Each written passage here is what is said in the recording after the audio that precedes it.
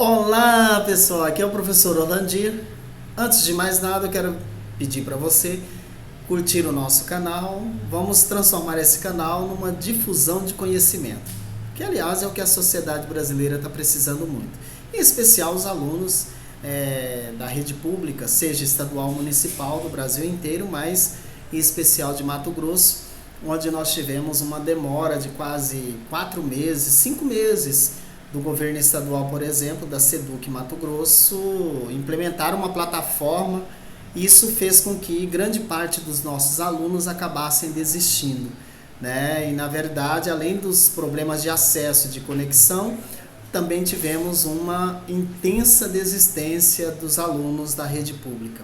E aí eu estou usando esse espaço também para difundirmos conhecimentos, uma vez que o próprio governo federal não se mostra disposto a atender às demandas de cancelamento do Enem desse ano, né? O que é um absurdo, levando em consideração que quase 90% dos brasileiros em idade escolar são oriundos da educação pública. Enfim, vamos transformar esse Brasil a partir da nossa resistência, correto?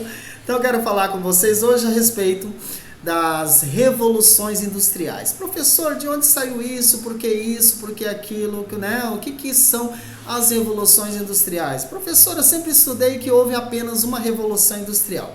Bem, calma aí. Vamos devagar, vamos entender o que acontece. Na verdade, uma grande estratégia da indústria no mundo inteiro é o processo de inovação. Quando a gente fala em inovação, está relacionado geralmente à ideia de progresso no processo de produção. Esse progresso, entre aspas, no processo de produção, ele tem duas facetas interessantes. A primeira faceta, a primeira vertente, é a adoção de novas tecnologias, correto? A adoção de novas tecnologias. Então a inovação ela consiste na adoção de novas tecnologias, em primeiro momento.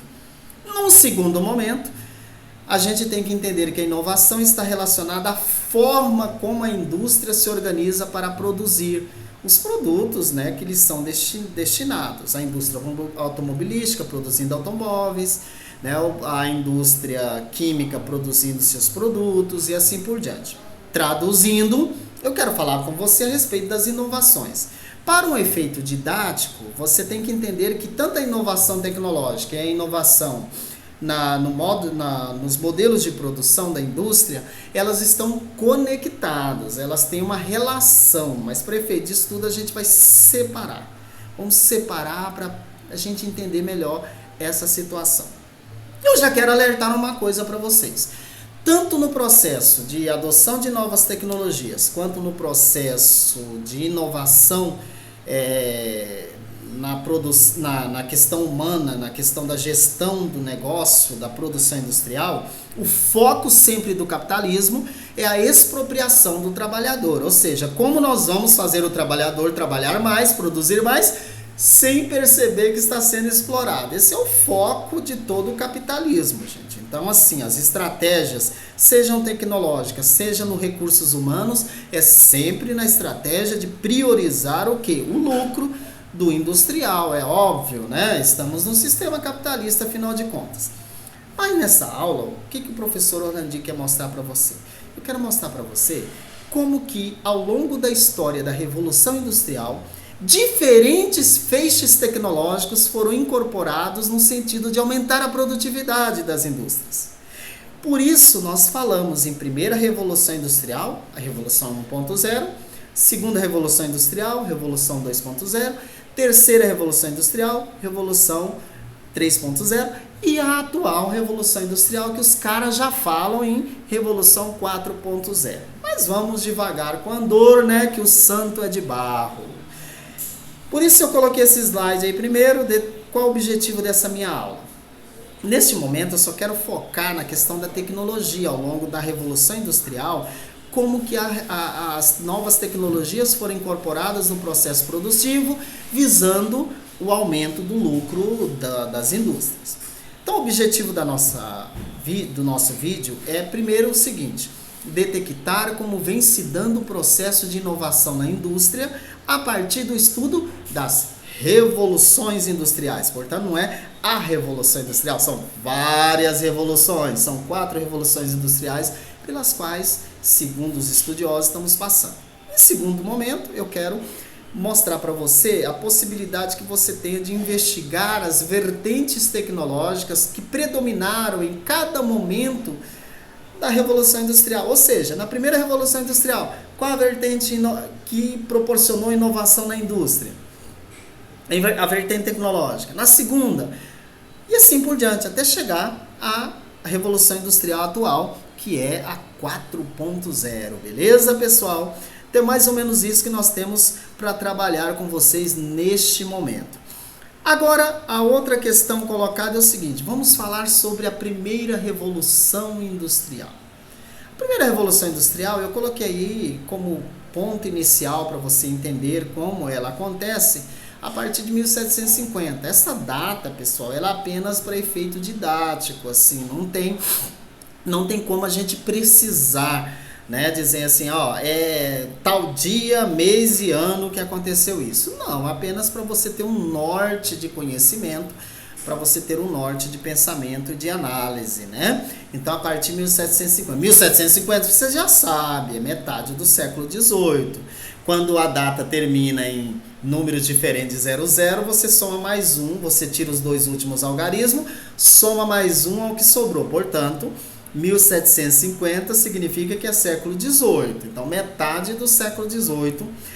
Essa Revolução Industrial ela vai ser caracterizada pela mecanização da produção. Até então, a produção era artesanal, o artesanato, que aí nós falávamos, né, em manufaturas, né? Agora nós temos a maquinofatura. A máquina entra no processo de produção de produtos e bens para atender a sociedade. E isso vai acontecer de forma brilhante na Inglaterra. A pergunta que os estudiosos sempre... o questionamento é por que aconteceu na Inglaterra e não aconteceu, por exemplo, em Portugal, que foi um dos primeiros países a fazer as grandes navegações do século XVI, XV e XVI. Portugal e Espanha, né? Bem, a verdade é que não é o pioneirismo no processo de colonização do século XV e XVI que vai determinar que uma nação seja predominante ou não no capitalismo que estava nascendo lá no século XV e XVI. O processo é mais complexo, porque a Inglaterra, mesmo não sendo a grande liderança do capitalismo de exploração, ela conseguiu fazer uma teia de relações e tratados e acordos comerciais com Portugal e Espanha, por exemplo, onde ela acabava tendo vantagens. Portanto, a Inglaterra teve condições, em primeiro momento, de acumular riqueza, principalmente na exploração aqui do continente latino-americano, porque a América do Norte eles deixaram a Levante, né? Então, praticamente a América do Norte, a colonização foi de povoamento, uma forma de desafogar os conflitos religiosos que estavam acontecendo lá na Inglaterra, mandar o povo para a América do Norte. Agora, para nós aqui, Portugal e Espanha, né, acabaram sendo... vamos dizer assim, ludibriados ao longo da história em vários acordos em que eles não tiveram condições de acumular capital e a Inglaterra sim. Este é o primeiro ponto. Então eu estou tentando responder para você por que a Inglaterra sai na frente do processo de evolução industrial. Primeiro ponto é esse. Segundo ponto é a questão política e econômica, que eu vou tratar as duas de uma forma interligada, apesar de que política e economia são situações diferentes, mas eu vou tratar de forma complementar. Eu quero dizer para você o seguinte: a Inglaterra é a região da Europa que tem uma posição geográfica um pouco diferente, porque você sabe, a Inglaterra está posicionada nas Ilhas Britânicas, portanto, distante dos conflitos e das tensões que a Europa passou a partir da metade do século XVIII e século XIX até século XX, as revoluções. O que acontece é que ainda no século XVI, né, os ingleses conseguiram, no caso a burguesia britânica, né, a burguesia inglesa, conseguiram acabar com o absolutismo monárquico. O que significa isso, gente? Significa que a partir de certa altura lá, ainda no século XVI na Inglaterra, o rei, se quisesse aumentar imposto, ou se quisesse declarar guerra, ele tinha que pedir autorização para a burguesia inglesa. E a burguesia inglesa criou um órgão, um parlamento, né, para dizer o seguinte: a gente aprova ou não aprova o que você está querendo fazer. Isso é um limite ao poder do monarca de forma grandiosa. Então essa luta da burguesia inglesa, lá ainda no século XVI, XVII, vai fazer com que os reis tenham que obedecer uma constituição, gente. Surge o tal do constitucionalismo, que temos até hoje. Todo presidente que assume, todo monarca que assume, tem que respeitar a Constituição. Pelo menos é o que dizem, né? Não sei se estão respeitando. Porém, a gente pode dizer o seguinte: a gente pode dizer aqui, a monarquia absolutista foi combatida. Isso permitiu à burguesia a assumir o processo de industrialização. Por isso que na Inglaterra a industrialização foi liberal. Liberal no sentido de ser protagonizada pela burguesia.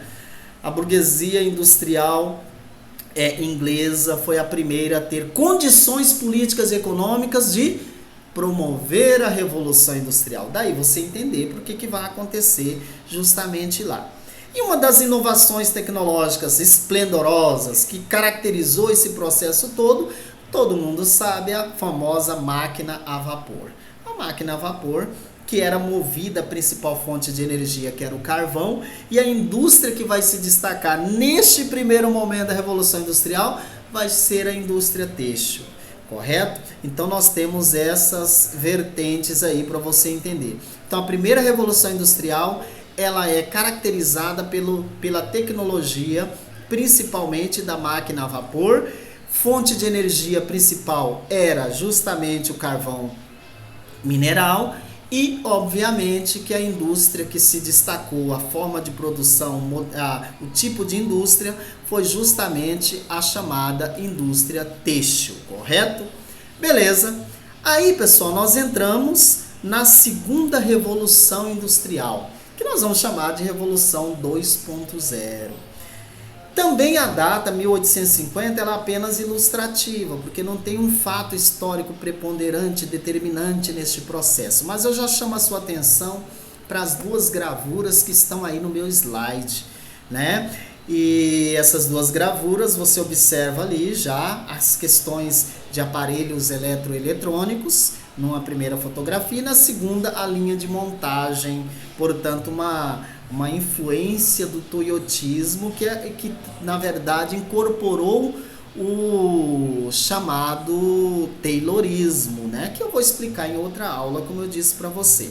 Então, a partir de 1850, a Revolução Industrial ela espalha-se pelo mundo entre aspas, pelo mundo desenvolvido hoje, são os países europeus. Agora não é somente a Inglaterra que é industrializada, agora você vai ter aí na Europa, por exemplo, você vai ter a Alemanha, a Itália, a França, né? A Espanha, outros países vão entrar no processo de revolução industrial.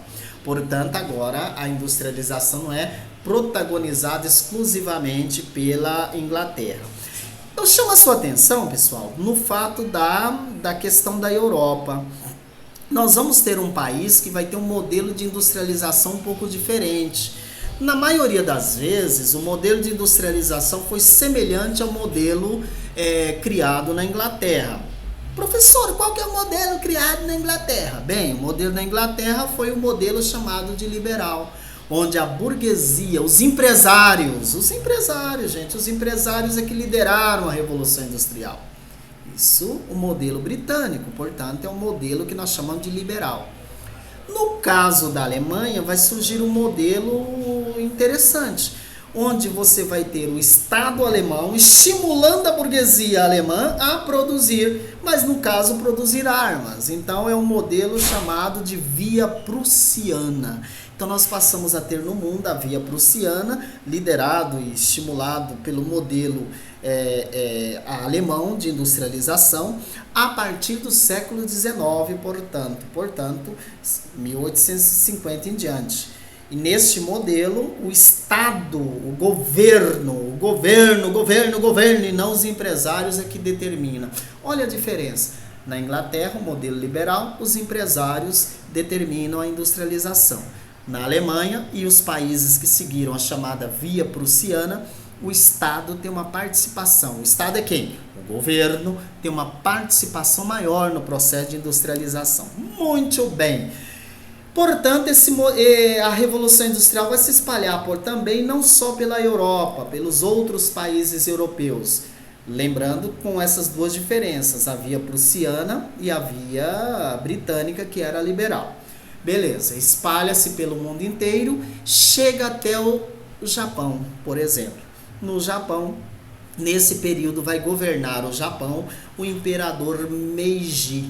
O imperador Meiji vai proporcionar uma industrialização do Japão.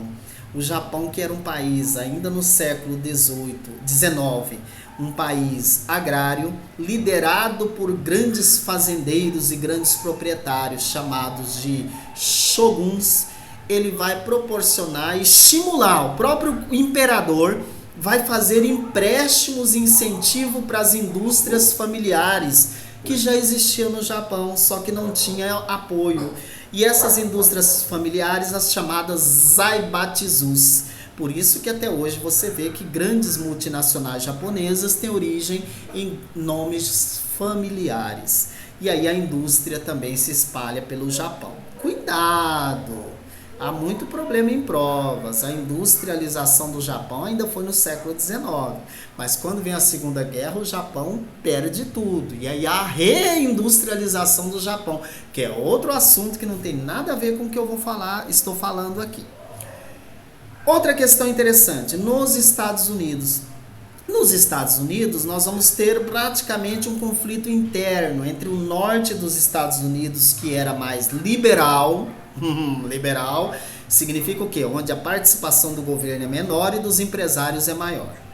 Esse modelo liberal era contra a escravidão, porque ele já tinha uma vertente industrializante, enquanto no sul dos Estados Unidos, você sabe, era um regime agrário, portanto aceitava a escravidão, um modelo mais ultrapassado de sociedade, que não se adequava ao capitalismo. E aí, por um processo histórico, você sabe que vai haver um conflito entre o norte e o sul. O norte acaba vencendo, unifica-se as 13 colônias dos Estados Unidos e criam a Federação Americana. Portanto, cria-se os Estados Unidos da América. Com a criação dos Estados Unidos da América, eles vão expandir para o oeste, matando o índio, furando poço de petróleo, abrindo ferrovias e tudo mais, chamada Marcha para o Oeste. Com esse sentido, eles expandem internamente e aumentam a disponibilidade de matéria-prima e de recursos, estimulando a indústria dos Estados Unidos. Então, os Estados Unidos se industrializa, né? Então veja só, na segunda revolução industrial, preste atenção, se industrializa não só a Inglaterra, mas outros países europeus, Estados Unidos e Japão. Qual vai ser o grande feixe tecnológico, a grande máquina, a grande propulsora do desenvolvimento da indústria nesse período? Serão justamente os motores de explosão interna. Isso devido à descoberta da energia elétrica, né? As máquinas reduziram de tamanho, porque quando era a máquina a vapor, como era na primeira revolução industrial, por exemplo, uma locomotiva movida a vapor, você tinha que ter uma máquina gigante. Essa máquina gigante tinha que ter uma caldeira gigante também. Essa caldeira tinha que ter, 5 vagões para colocar minério de ferro ou madeira, para queimar, para produzir vapor e para a máquina movimentar. Sobrava 2 vagões para transportar produtos e pessoas. O navio, que era movido a vapor, tinha uma hélice gigantesca na parte de trás dele. Você tinha que ter chaminés gigantescas. Metade da carga que levava no navio era carvão ou madeira para queimar, para produzir vapor para o navio. Sacanagem, né? Então agora não, agora nós vamos ter motores de combustão interna. Então os motores, as máquinas reduziram de tamanho, passaram a ter circuitos elétricos a partir da segunda revolução industrial, e a grande fonte de energia passa a ser o petróleo. E a energia elétrica, petróleo e energia elétrica passam a ser os protagonistas, né, da movimentação dessas máquinas a partir da segunda revolução industrial, portanto, metade do século XIX. E aí não tem como você continuar a indústria têxtil como sendo o motor do processo de industrialização. Agora nós teremos o desenvolvimento de outros ramos industriais, como por exemplo a indústria química, justamente por causa da indústria do petróleo, né? A indústria automobilística, que é uma massificação do consumo do petróleo a partir da produção de automóveis. Isso, o Fordismo vai contribuir com essa visão. E as siderúrgicas, quer dizer, materiais passam a ser produzidos não por ferro. Então, as máquinas não são mais construídas com ferros, mas construídas com aço, né? Então a indústria siderúrgica evolui bastante. Pois bem, então essa é a segunda revolução industrial, ou 2.0.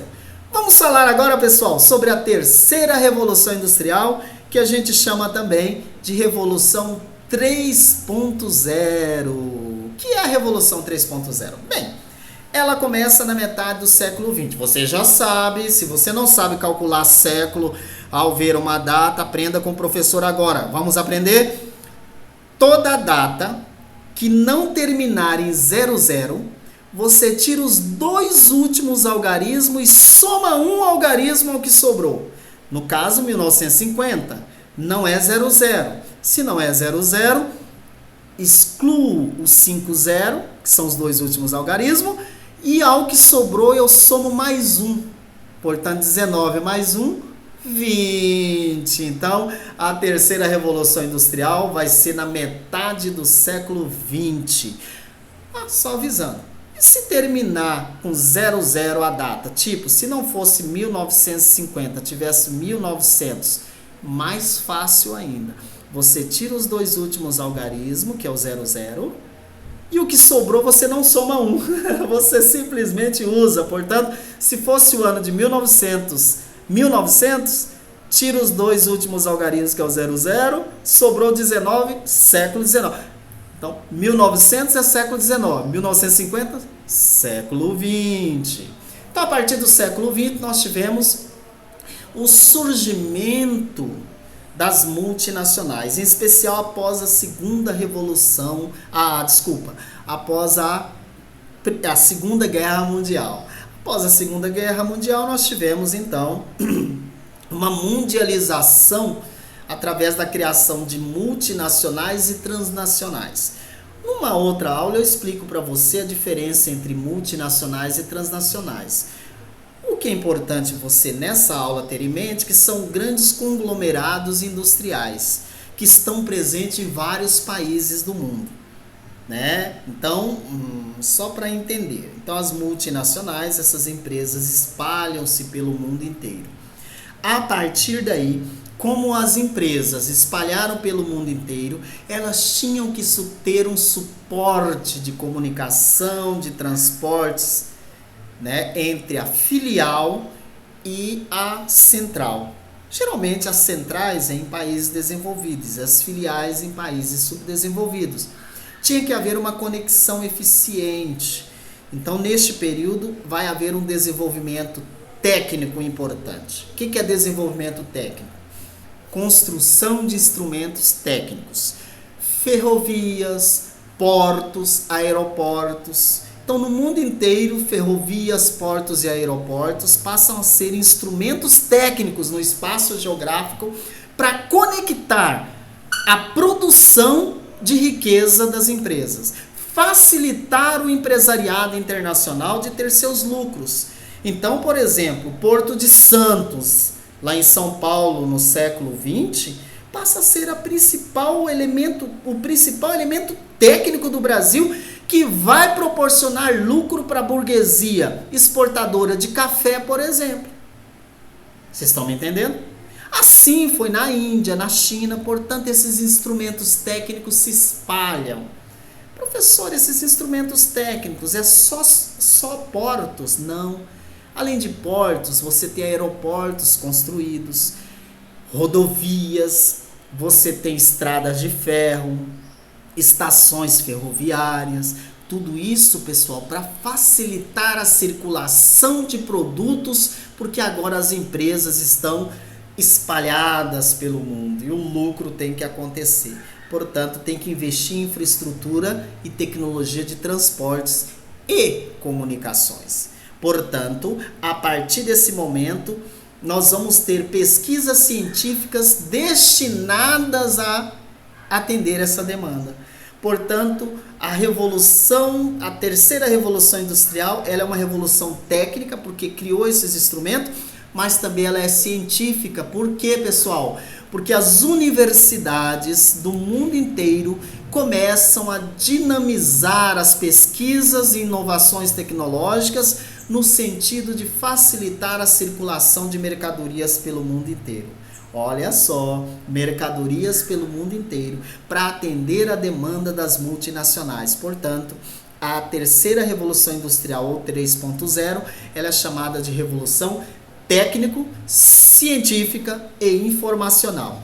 Técnico, porque ela vai proporcionar o surgimento, mesmo em países pobres, de instrumentos para facilitar as exportações e importações, como portos, aeroportos, ferrovias, rodovias. Mas ela vai ser científica, porque para potencializar o desenvolvimento de transportes, comunicação, então, tem que ter pesquisa científica. E ela vai ser informacional, porque as tecnologias de informação têm que conectar as empresas ao redor do mundo e as empresas com os consumidores que agora estão presentes no mundo inteiro. Essa é a terceira revolução industrial. A fonte de energia em destaque passa a ser o petróleo e a energia elétrica continua sendo importante. Então, petróleo e energia elétrica. Agora, outro tipo de indústrias vão se desenvolver com grande ênfase nesse período, aumentando a produtividade nesses setores, como a indústria eletrônica, a indústria de informática, a robótica e a biotecnologia. Então vocês percebem que essa é a terceira revolução industrial. Aí você deve estar perguntando, mas professor, atualmente estamos em qual revolução industrial? Eu te respondo agora, pessoal. Atualmente estamos na quarta revolução industrial, ou revolução 4.0, né? Colocamos mais uma vez uma data apenas como ilustrativa, mas que tem respaldo na comunidade científica, né, internacional e nacional, que é a década de 1990, quando surge a internet das coisas. O que é a internet das coisas? É a internet, na verdade, só que a internet, num primeiro momento, ela vai conectar coisas, computadores. Ela não vai necessariamente conectar pessoas, como é hoje. Então vai surgir o que nós chamamos, então essa interligação de objetos com sensores via internet. É isso que é a internet das coisas. Essa internet das coisas, ela é baseada nos chamados Big Datas, que é justamente os usuários de smartphones e de dispositivos ligados à internet que vão coletar dados e informações, possibilitando o processamento e a organização dessas informações com vistas a facilitar a produção econômica, social e política da própria sociedade. Então essa internet, o Big Data é justamente isso. Essa é uma das características da quarta e atual revolução industrial. Você, num clique que você dá no WhatsApp, no Instagram, um clique que você dá no Facebook, está mostrando as suas preferências políticas, emocionais, sociológicas, sei lá, né? E a partir daí, a indústria se movimenta para atender você. E isso é perigoso, que está gerando guetos. Daí você entender as polarizações e os discursos de ódio. Isso é outra história. Prometo que farei uma aula sobre isso para vocês, né? Também essa revolução, que é a quarta revolução industrial, a chamada 4.0, ela é pautada na chamada inteligência artificial, né? É a máquina aprendendo, que em inglês eles chamam machine learning, né? A máquina que aprende. Então, à medida que você clica uma situação, o programa, o software de computador vê a deficiência e ele mesmo corrige para te atender. Olha só, é a inteligência artificial, né? Então, as máquinas e aplicativos têm capacidade de aprender. Quanto mais você usa um aplicativo, mais ele se adequa ao que você quer que ele responda para você. Por isso que quando você acessa, se você é de uma tendência política, por exemplo, de direita ou extrema direita, você pode ter certeza, se você entra no YouTube, tá lá os vídeos do pessoal da extrema direita. Se você é de esquerda política, tá lá os vídeos, né, em primeiro lugar para você acessar. A máquina aprende a lidar com as pessoas. Inteligência artificial, portanto, em funcionamento nessa quarta revolução industrial. Outros ramos, por exemplo, a biotecnologia, que é o domínio do conhecimento genético, capaz de produzir inovações na indústria, principalmente na indústria de alimento e indústria farmacêutica. Além disso, nós temos a nanotecnologia, que é produzir objetos cada vez menores, quase que invisíveis, mas que tem uma capacidade de armazenamento e difusão de informações grandiosas, né? Então, nessa questão, nós temos também os novos materiais, né? Que são justamente materiais, vamos dizer, naturais ou mesmo produzidos artificialmente, como alguns minerais raros que antigamente não tinham utilidade e hoje tem, né? E justamente isso tem desenvolvido a indústria ligada aos minerais raros, aos polímeros, às cerâmicas e as impressões 3D, né? E por fim, os sistemas de armazenamento de energia. O que significa isso? Hoje a energia ela pode ser armazenada. Vivemos no mundo das baterias. O mundo das baterias. Tanto é que um dos problemas ambientais nos últimos 30 anos tem sido o que fazer com o descarte gigantesco de baterias, de celulares, de iPhones, computadores, tantos equipamentos, correto? Então essa é a que nós chamamos de quarta revolução industrial. Portanto, pessoal, encerramos aqui o nosso assunto de hoje, tá? Eu agradeço a vocês. Fico feliz de terem assistido essa aula. Ficou uma aula um pouco longa, mas é o que podemos fazer. Desculpe que hoje eu utilizei uma outra ferramenta, a qual ainda não tenho o domínio total, mas está aí pra gente trabalhar. Curta o canal e resistência sempre contra toda forma de autoritarismo e de imposição no seu conhecimento. Um abraço e até a próxima.